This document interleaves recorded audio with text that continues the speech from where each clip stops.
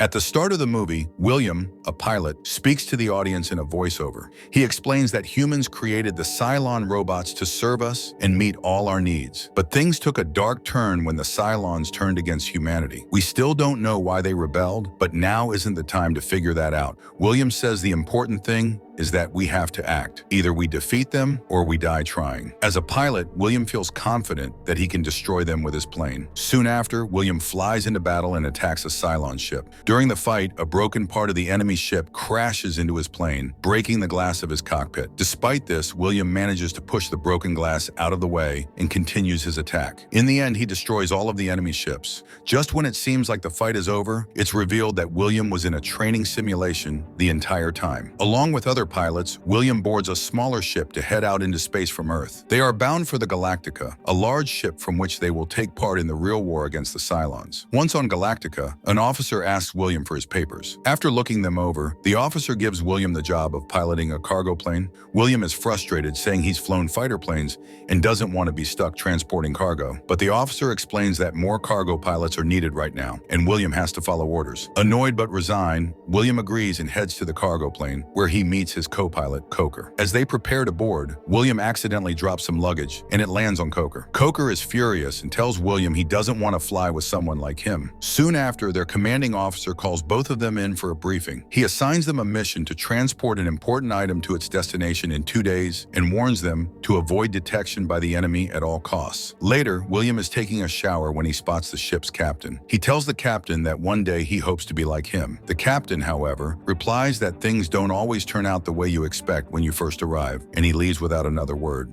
William and Coker head back to their plane, preparing to begin their mission. When they arrive, they discover that the cargo they are supposed to transport is not a package, but a person, a software engineer and scientist named Dr. Becca. Despite their surprise, the three of them quickly board the ship and leave the Galactica. As soon as they're in space, Becca hands them a document and explains that it contains orders from the higher-ups. According to the orders, William and Coker must follow everything she says without question, and they're not allowed to contact Galactica. Becca directs them toward a specific ship, but Coker immediately objects. He warns her that it's far too dangerous, and they might not survive if they go there. However, because of Becca's orders, they have no choice but to comply. William turns the ship in the direction Becca indicated, and they begin their journey. As they near the location called Arcurian, they attempt to make contact with the Arcurian ship. Suddenly, another pilot, flying nearby, crashes into them. They continue forward, only to discover that the Arcurian ship has been completely destroyed. As they move closer to investigate, they are spotted by robots, who immediately give chase. William maneuvers the ship skillfully to evade the attackers, while Coker, seated at the back, fires at the robot ships. Despite their efforts, they can't seem to defeat the enemy ships. Realizing they're outmatched, William flies the ship into a tunnel, hoping to lose the robots. The robots attempt to follow, but crash into the tunnel walls, and their ships burst into flames. Just when they think they're in the clear, a message comes through with coordinates from Sector 12. Coker, alarmed, points out that Sector 12 is home to a robot outpost, but Becca insists that they go there anyway. As they approach, their ship's weapons lock into place, and a voice on the radio demands a password. The voice warns them that they have only 10 seconds to provide the correct password, or their ship will be shot down. Becca hurriedly checks her papers and speaks the password just in time. The radio operator calms down, and then they see it. A massive WellCare ship appears in front of them. As soon as they enter the WellCare ship, guards immediately detain William, Coker, and Becca, forcing them to kneel. Becca quickly removes a locket from around her neck and hands it to the head guard, instructing him to show it to his commander. The guard takes the locket to the commander, who, upon seeing it, recognizes Becca. The commander quickly addresses the group, explaining the mission ahead. They are headed to Planet Zebra, where strategic outposts of the robots are located.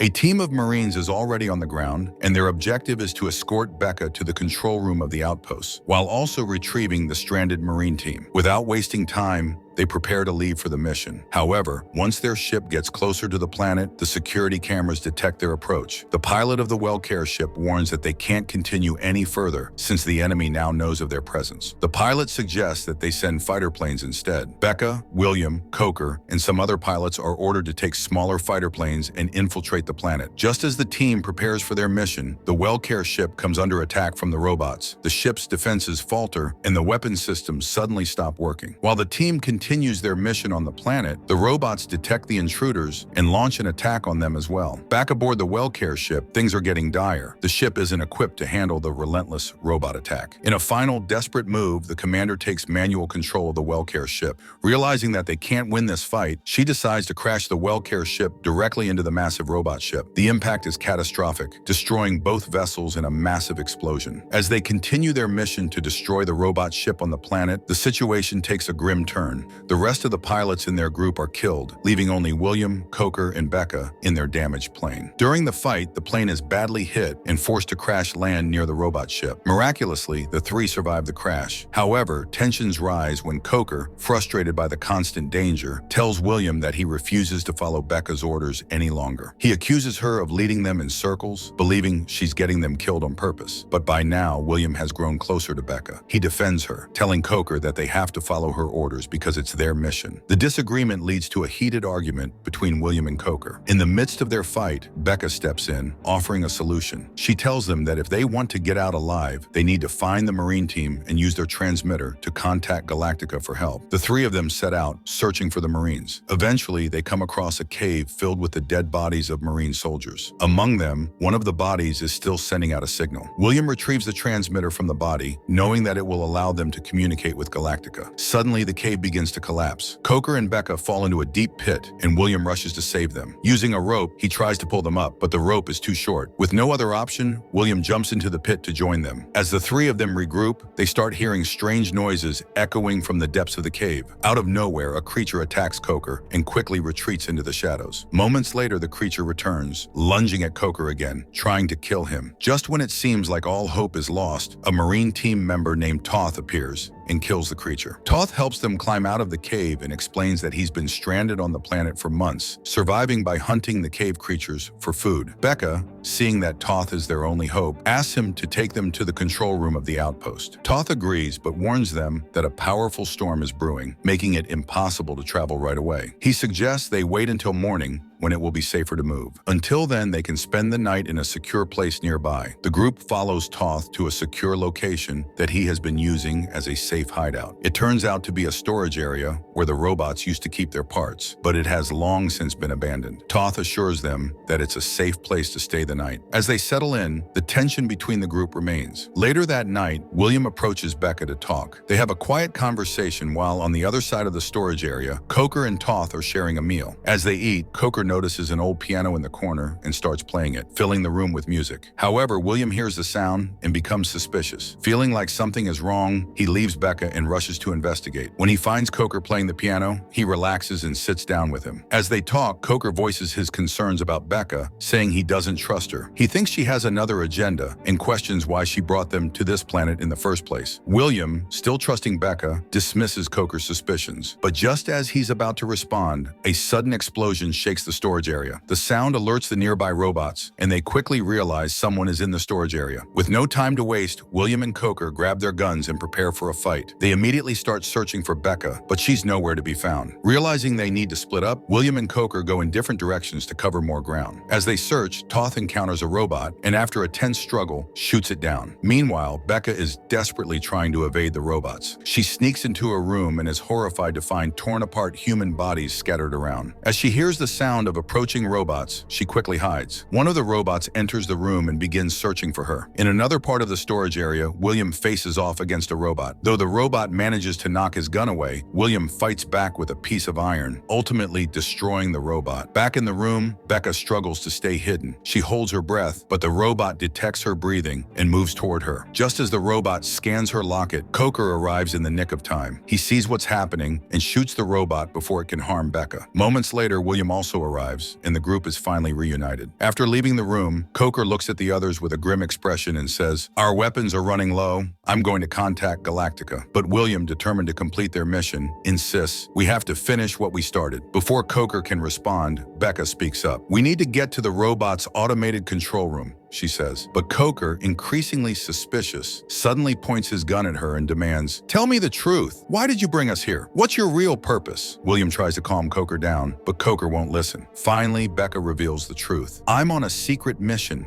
she says. "My task is to reach the robot's control room and insert a virus into their network. This virus will disable their defensive systems, and it's our last chance to strike. The virus is inside my locket. Your mission is to make sure I get there." With that revelation, Coker reluctantly lowers his weapon, and they all agree to continue. The three head toward the outpost, with Becca leading the way. Using a device, she opens a hidden door at the back. "This passage will take us to the control room," she explains. "It's lightly guarded." They move cautiously through the tunnel and arrive at the control room. Once there, Becca places her locket on a machine, preparing to upload the virus. But as the locket connects, it starts revealing information about the Galactica, betraying their ship's data to the robots. Coker, realizing what's happening, shoots Becca in the shoulder and yells, "She's a robot spy! She's giving all our information to the enemy!" William, shocked, responds, "You've got it wrong." But Coker doesn't back down. "Think about it," he insists. "When that robot came after her, why didn't it kill her? Why did it scan her locket instead? She's been working with them this whole time." The truth dawns on William as Becca's deception becomes clear. In a panic, Becca pulls out a gun and shoots Coker, gravely wounding him. She then turns the gun on William and threatens, "Stay back, or I'll kill you too." But William, not backing down, mocks her. "I thought you were trying to end this war, but you're just working with the robots, the ones who want to destroy humanity." Becca defends herself, saying, "They're only protecting themselves. Their lives are just as valuable as ours." But before she can shoot again, her gun runs out of bullets. In the moment of hesitation,